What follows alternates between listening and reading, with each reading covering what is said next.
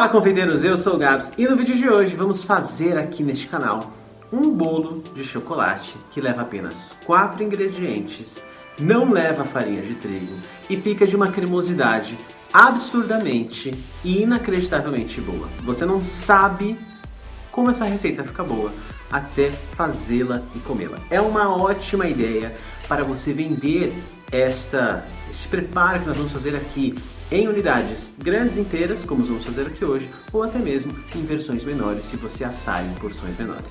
Além de ficar uma delícia e ser extremamente fácil de fazer, vou te mostrar agora, depois da abertura.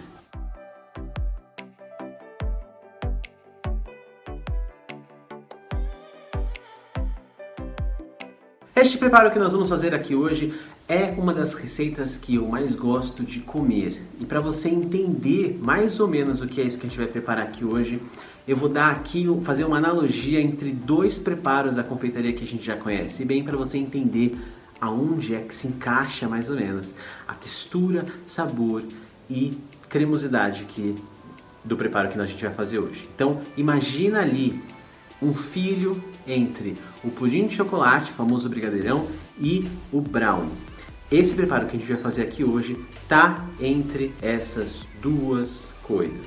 Então, é muito fácil de fazer e é uma ótima ideia para você adicionar aí aos seus produtos dentro do seu ateliê, dentro da sua cozinha e começar a vender este preparo, além dele ser maravilhoso para nós mesmos aproveitarmos e comermos. No final do vídeo eu dou aquelas dicas de como você pode servir, como pode ser comido, o que você pode combinar aí. Agora a gente vai para o preparo e falar dos ingredientes e como preparar essa receita.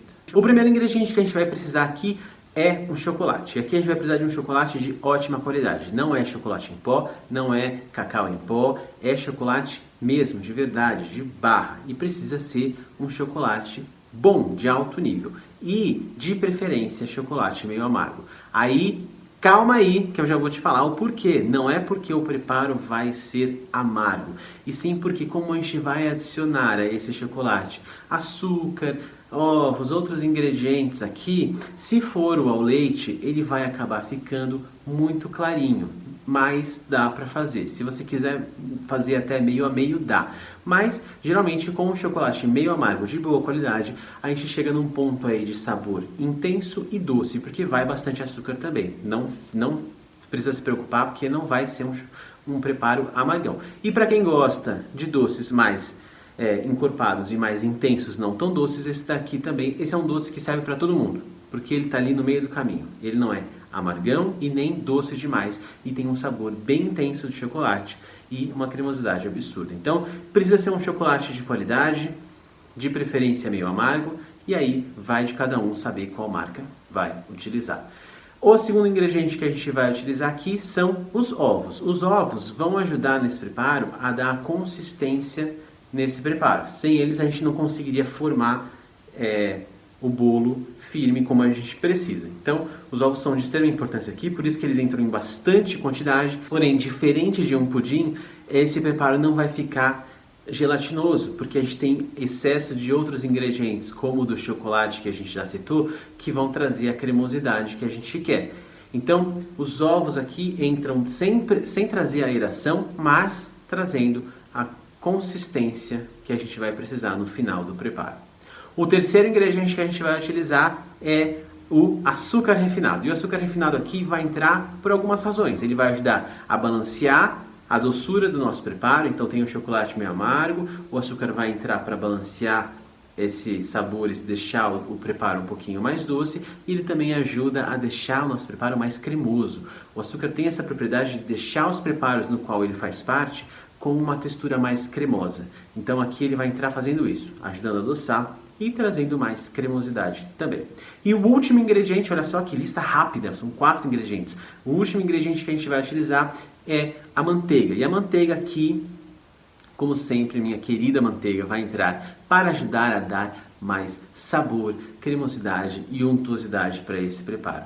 Ela e o chocolate são os responsáveis por deixar esse doce bastante untuoso e saboroso, que abraça assim a língua e a boca. O açúcar ajuda a adoçar e trazer mais cremosidade, enquanto que os ovos vão ajudar a dar a consistência que a gente precisa para esse preparo, já que a gente não tem adição de nenhuma farinha aqui. Então são esses 4 ingredientes que a gente vai utilizar e o modo de preparo é simples, mas tem que ser feito da maneira correta, principalmente na hora de assar, para que você tenha um resultado final bem legal. Então a primeira coisa que a gente vai fazer é levar para o micro-ondas ou para o banho-maria o chocolate e a manteiga. Aqui você pode derreter eles separados ou até mesmo juntos. Cuidado para você não queimar nenhum dos dois e para você não deixar essa mistura muito quente, porque a gente não quer que a gente tenha uma mistura muito aquecida. A gente precisa derreter as duas coisas, mas sem deixá-las com uma alta temperatura.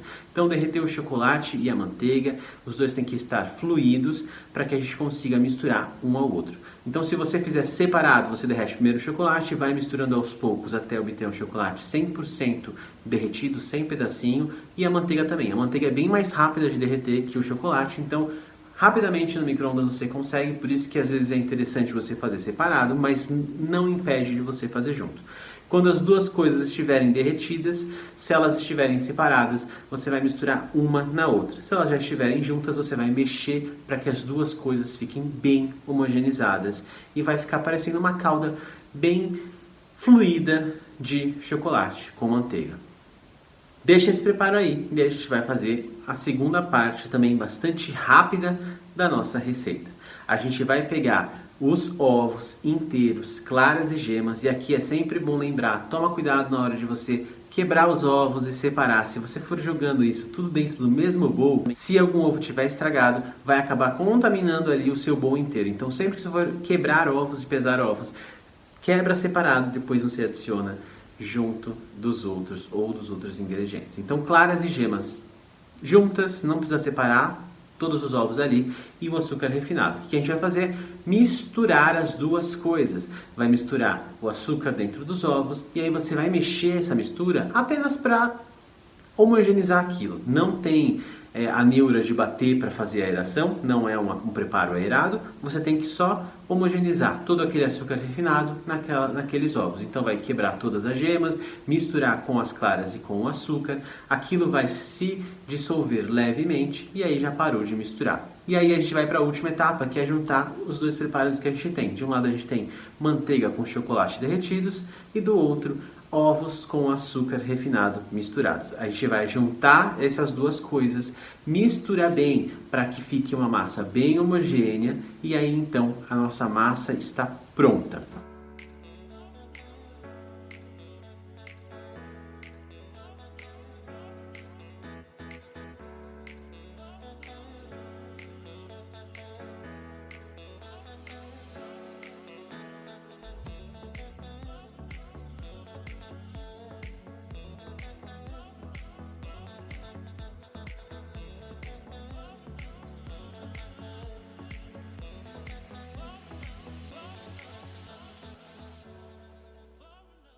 Agora a gente vai para a etapa de assar esse bolo. E para isso é aconselhável você fazer este preparo em uma forma de fundo removível, de fundo falso. Porque se você quiser tirar esse bolo inteiro da forma, vai ser mais fácil se ele for de fundo falso, justamente porque é um bolo que não tem muita estrutura. Então não dá para você ficar virando e desvirando ele com tanta facilidade como a gente faz com massas aeradas e massas de estrutura cremosa. Então é interessante que seja com o fundo falso, não significa que não dá para fazer no outro. E nós vamos fazer em banho-maria. Nós vamos assar este bolo em banho-maria a 180 graus Celsius por aproximadamente 1h30. Isso, é claro, vai variar de forno para forno. Como que você vai saber se está pronto? Você vai notar que a superfície tem uma casquinha mais firme, mais sequinha e lá no meio do bolo, porque a parte de fora fica pronta mais rápida, então a última parte do bolo que fica pronta é o centro, então esse centro ele tem que ser firme, mas levemente gelatinoso, principalmente porque ele ainda está dentro do forno com bastante temperatura. Se você deixar esse bolo assar muito a ponto do centro ficar extremamente rígido, depois de frio ele vai ficar muito ressecado, não vai ter a cremosidade que a gente quer. Então o centro do seu bolo tem que estar firme, não pode estar líquido, não pode estar perfurável assim com o dedo. e ele tem que estar levemente, você sentir que ele está cremoso dentro, mais ou menos o mesmo estilo do brownie, tá? Só que esse bolo é ainda mais cremoso. Então, e aqui não adianta você querer utilizar aquela famosa técnica do palito, porque o bolo vai ser sempre cremoso e molhado. Você vai espetar ele, em qualquer lugar vai estar cremoso e molhado, porque é assim que ele é. Então não adianta você querer ver se o palito sai seco, porque se ele sai seco, inclusive já errou, já está demais de tempo.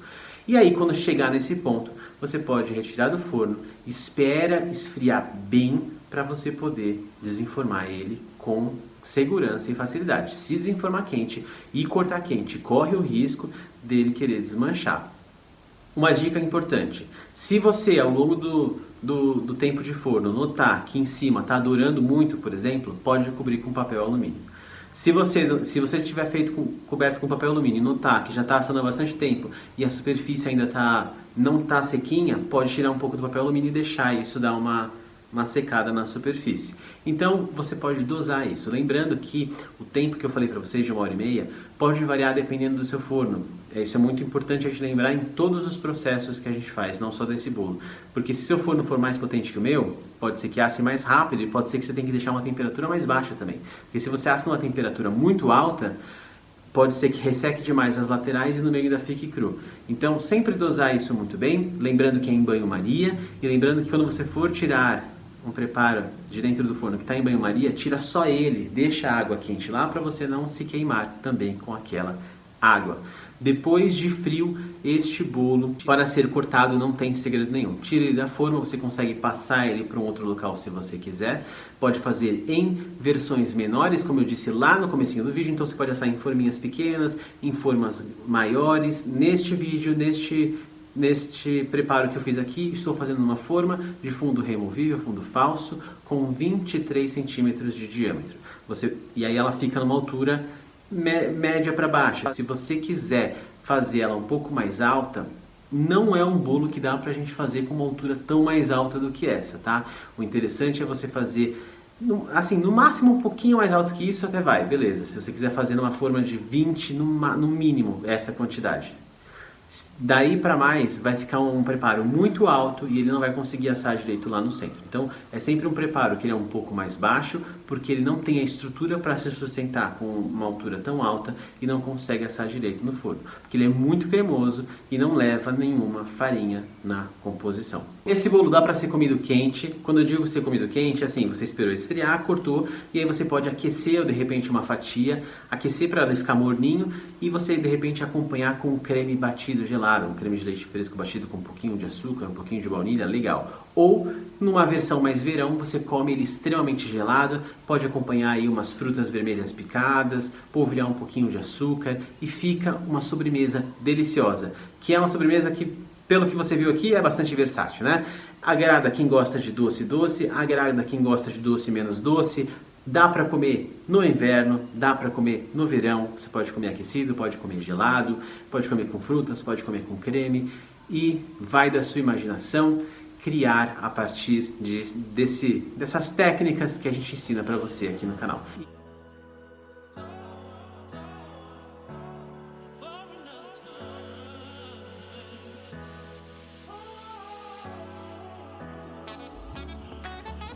Eu espero que você tenha gostado desse vídeo. Se você gostou, já deixa um like aqui embaixo, se inscreve nesse canal e compartilha este vídeo e este canal com quem você sabe que pode gostar desse tipo de conteúdo que a gente faz aqui.